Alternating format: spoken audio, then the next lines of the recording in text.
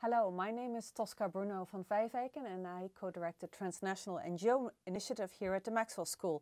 Today I'm undertaking an interview with Nisha Agrawal, who is the CEO of Oxfam India, part of the global Oxfam International Confederation. And thanks for allowing us to interview you today for our website. So a lot of people know Oxfam. It has a big brand name, but still, tell me, what is the nature and mission of the organization? So Oxfam International is a global confederation of 17 Oxfams. Okay. And Oxfam India is one of them. I would say we are all, if you had to say it simply, we are rights-based advocacy organizations. That's what we do. We advocate for the rights of poor and marginalized people. And we'll try and link the grassroots program all the way from the village level to national as well as global. So we see... we try and feed poor people's voices into global policy making and as well as lobby global players because their actions and their policies, etc., influence the poor people that we care about. So just probe for one moment. Advocacy organization, rights-based advocacy, does that mean you don't do any service delivery at all, or do you? And how is that related, if so? So we do three kinds of things. The humanitarian work is very important. We started with that. And we still go in that way.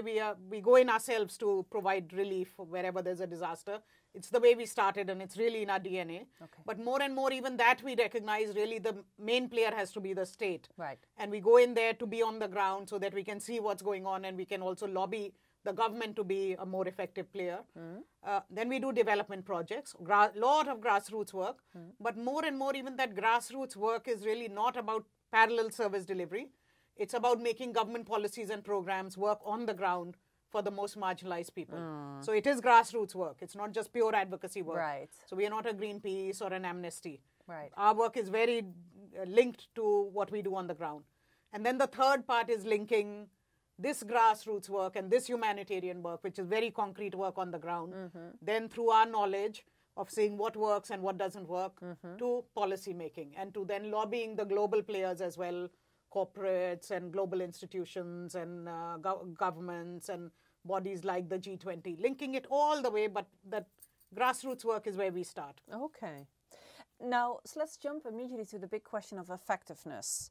How does your organization define effectiveness and how do you know when you're effective? What does that look like to be effective in the case of Oxfam? So I think on humanitarian, it becomes harder and harder as you go from humanitarian to program to advocacy to know whether you're having impact. In the humanitarian work, we have standards, global standards that we meet in our work, how quickly we are in terms of responding, how, the kind of work we do, the quality of our interventions. And we are very good about measuring that halfway through the work. Even during an emergency, we sit down and we do what is called a real-time evaluation. We get beneficiary feedback, we get feedback from different stakeholders. Are we doing it in the right way? Are we reaching the right people? So there we have a very clear sense of are we being effective or not. Then we move to development programs. Again, that becomes already more complex. We might be trying to fix the healthcare system or the school system, but then you're no longer the only player in a way in that space and so many things are changing around you. But still, because a lot of that work is funded by specific donors who want to see, you think through in 3 years' time, where do I want to take this group of people? Do their incomes have to go up by X%? Does their voice have to go up? Do they have to attend more meetings? Do they have to participate? So still more concrete things and more measurable things in terms of number of beneficiaries and what they're achieving, how many more kids have access to school or healthcare, all of that. So I think there also now there's, talk of new methods of evaluating, but it's kind of clear. Then it becomes a little harder when you're saying, we funded NGOs to get in place a good domestic violence law, or we funded NGOs to get in place a good right to education law. I mean, that kind of change happens only every few decades, but you are funding it for a long, long period. Could it have been done earlier if you had done something different? I mean, that is hard to measure. And then the hardest to measure is really campaign work, where we are trying to change social attitudes. You want to reduce the acceptability of violence in people's lives, or you want to reduce discrimination. How do you measure that? And you might even be able to measure change in attitude. But did it lead to a real change in behavior? Then you have to follow those same people from kids to older adults, and very few of us really have the resources to be able to do a very good job with that. Yes. So I think we are on that continuum, but more and more I think donors are demanding, but everybody else is demanding. I mean, we are being funded locally. Corporates want to know what we deliver. Governments want to know. So I think NGOs, just like any other development player, are really having to think through these issues of how do we measure our effectiveness.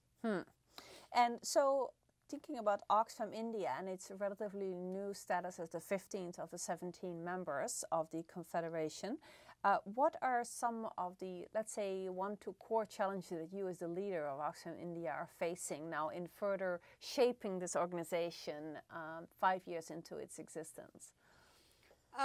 So on the programs, I think starting with where we are really solid, I would say, is the governance of the organization and also the financial management and the systems. I think these two are very strong and we're very proud of them. On the program side, the challenge is how do we go from being a funding or a donor organization to a actor in the civil society space? What is our role? We fund 200 NGOs, they do their advocacy, they do their campaigning. Does Oxfam India have a role, and how do we carve it without taking it away from our partners? So that's the big challenge. We've been doing it slowly and step by step to see where we can add value.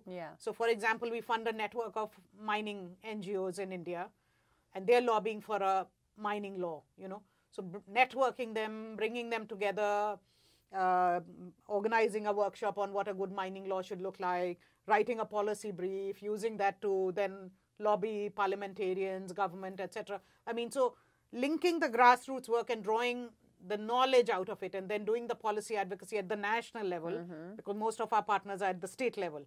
I think that's where we're building our own capacity to do that. On the program side, the other big thing is like really recognizing for the first time that it's not enough to get laws in place or even their implementation in place, but what the kinds of issues we care about, whether it's discrimination against women or lower caste people or on the basis of religion and so on, you have to change attitudes. And just by working with the poor, which is where our whole emphasis has been for 60 years, is not going to be enough. And how do we reach out then to this other half of India who have the same attitudes, whether it's on violence against women? It's not just a poverty issue. Right. The middle class have the same problems and the same issues. So how to do development education of the other half of India? What access do we have? What are the tools to be used there? How do we persuade them? Where do we start? And so on. So that's a big challenge for us. And then I would say really the biggest challenge is, of course, fundraising. India is now a middle income country. Assistance from overseas is drying up. Donor presence is drying up. The money that used to come to us through other Oxfams is drying up because they're kind of saying, you're a middle income country. Our priority is fragile states and low income countries. Now you need to raise your own funds, which is right because we have a lot of wealth in India. But that culture of giving hasn't come yet. But we think it will come in 3 to 5 years when we are now approaching them. We are showing what we are doing. People are beginning to understand what an NGO is. But we are just a little bit away from where we can fund ourselves. So I think that is really the biggest challenge right now, how to create that culture of giving in India. That's a very nice, it's a succinct summary of your challenges. So we have about a minute left. And let me ask you finally about leadership. What leadership skills, formal but also informal, are crucial to being an effective leader in Oxfam India, you think? We are going through a very massive change process, and it's also a never-ending change process because the context is changing so rapidly. So we feel we've been 5 years into the journey, and when I took over this role, I really didn't have much of an experience of change management, coming from 20 years in the World Bank, which, I mean, occasionally changes, but it's also a large, very stable organization in some ways, to this thing which was just you had to shape it, its values, its culture.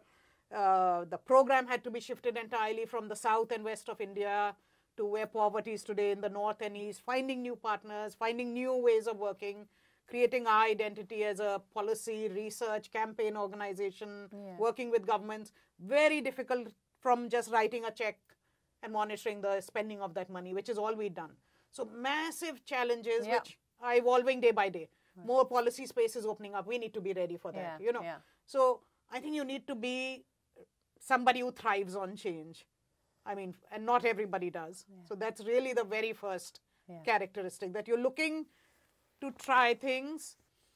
you're okay with failure, because half of what you try will not work, because no one has ever done it before. You shouldn't take it as a personal setback of any kind. This is how it is. Being very flexible, being nimble, being willing to try things. I mean, this is the kind of leadership that we're looking for. That you're needing right now. Yeah. Thank you so much. This has been very helpful. Thank you.